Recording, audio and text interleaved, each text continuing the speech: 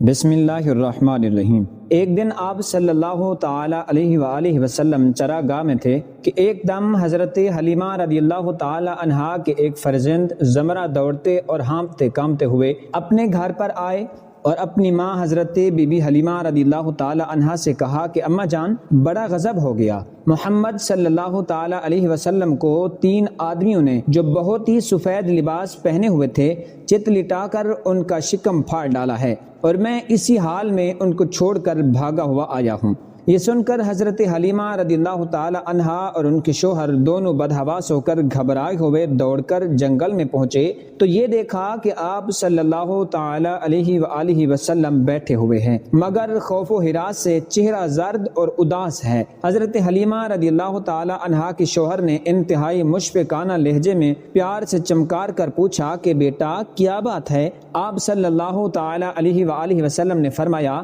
کہ 3 شخص جن کے کپڑے بہت ہی سفید اور صاف ستھرے تھے میرے پاس آئے اور مجھ کو چت لٹا کر میرا شکم چاک کر کے اس میں سے کوئی چیز نکال کر باہر پھینک دی، اور پھر کوئی چیز میرے شکم میں ڈال کر شگاف کو سی دیا، لیکن مجھے ذرا برابر بھی کوئی تکلیف نہیں ہوئی۔ یہ واقعہ سن کر حضرت حلیمہ رضی اللہ تعالی عنہا اور ان کے شوہر دونوں بے حد گھبرائے، اور شوہر نے کہا کہ حلیمہ رضی اللہ تعالی عنہا، مجھے ڈر ہے کہ ان کے اوپر شاید کچھ آصب کا اثر ہے، لہٰذا بہت جلد تم ان کو ان کے گھر والوں کے پاس چھوڑ آؤ۔ اس کے بعد حضرت حلیمہ رضی اللہ تعالی عنہا آپ کو لے کر مکہ مکرمہ آئیں، کیونکہ انہیں اس واقعے سے یہ خوف پیدا ہو گیا تھا کہ شاید اب ہم کما حق ہو ان کی حفاظت نہ کر سکیں گے۔ حضرت حلیمہ رضی اللہ تعالی عنہا نے جب مکہ معظمہ پہنچ کر آپ صلی اللہ تعالی علیہ وآلہ وسلم کی والدہ ماجدہ حضرت آمنہ رضی اللہ تعالی عنہا کے حوالے کیا تو انہوں نے پوچھا،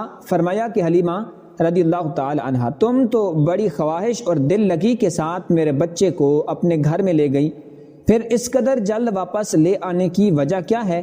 حضرت حلیمہ رضی اللہ تعالی عنہا نے پیٹ مبارک چاک کرنے کا مکمل واقعہ بیان کیا اور آصب کا شبہ ظاہر کیا تو حضرت بی بی آمنہ رضی اللہ تعالی عنہا نے فرمایا کہ ہرگز نہیں،